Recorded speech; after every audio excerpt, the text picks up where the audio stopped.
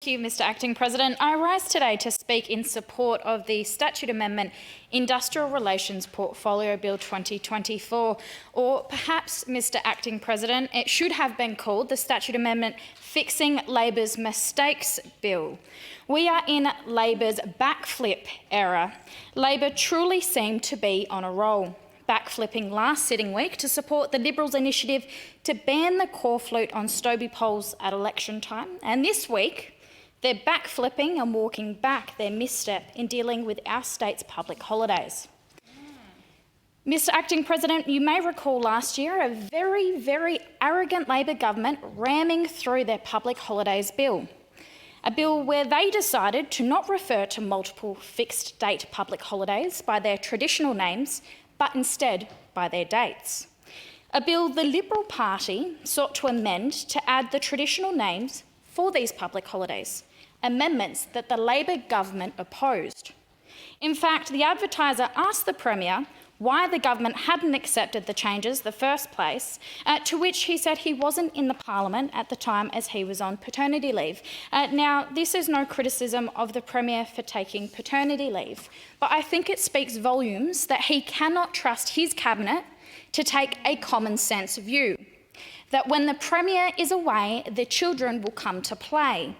South Australia has a Labor government that are so far in over their head that they cannot be trusted to even amend a bill, let alone to be able to handle the big issues like ramping or the cost of living crisis. When the Honourable Mr Ben Hood gave his speech on Labor's 12 days of Christmas, I don't think that we were expecting Labor to take on the mantra to become the Grinch who stole Christmas.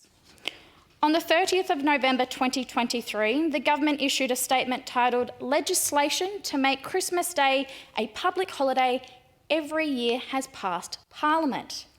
Now, this is quite unusual considering the word Christmas was not used in the legislation once. Not once, Mr Acting President. Despite the statement from the government about making Christmas a public holiday, my speech has already referenced the word Christmas more times than the public holiday bill put forward by Labor. Some would say that over the Christmas break, Mr Acting President, Labor have had a come-to-Jesus moment. It appears that over the Christmas break, the Labor government have had time to listen, imagine that, actually listening to the South Australian community, about the Labor government's plan to badge these days with a mere date in the legislation. To quote an article following Labor's mess-up, "In the world of politics, some things are sacred. So important are they within the community that no government would dare to even toy with the idea of a change." And it goes on to say that backlash faced by the South Australian government over the past week seemed somewhat inevitable. It would seem, Mr Acting President, that Labor well and truly missed that memo. One news article said that South Australian government has been labelled un-Australian.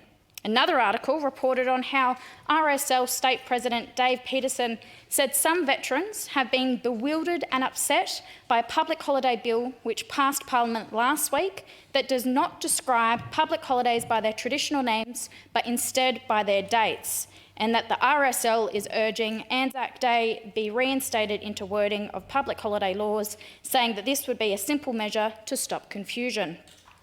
And this ultimately is why we see Labor's backflip here today, Mr Acting President. Why should Anzac Day be reduced to a mere date in our legislation?